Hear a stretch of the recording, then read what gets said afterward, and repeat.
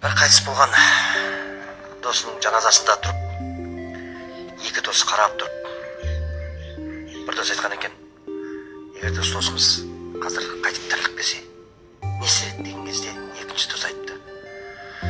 Ол намазға жығылып, күндіз-түні Алладан кешірім сұрап, көп жақсылық жасауға тырысар еді деген екен. Сонда досы қарап тұрып, ода ондай мүмкіндік жоқ. Ал екеумізде досым, әлі ондай мүмкіндік бар дегендей.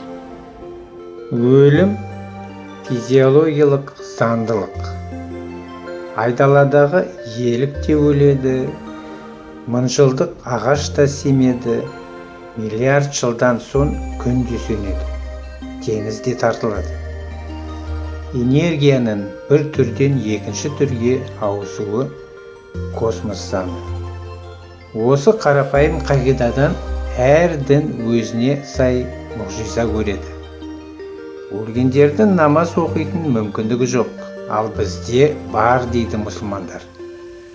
Дәл осындай логикамен біздің сиырға, Яхвеге, Иисусқа, Шиваға, Зевске, Митраға, тағы да сондай сияқты құдайға сыйынатын мүмкіндігіміз бар деп әр дін өкілі айтады.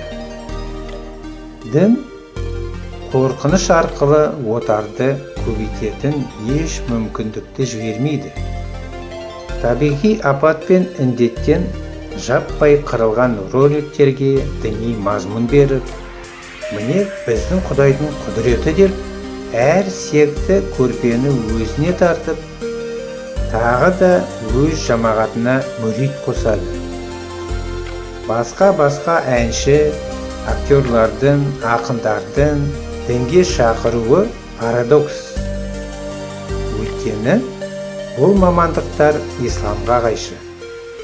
Олар тек қайрат чемпион аналықты Аллах ұлық деген ұранмен тобырды сүйіспеншілігіне иеленіп ұпай жинаушылар.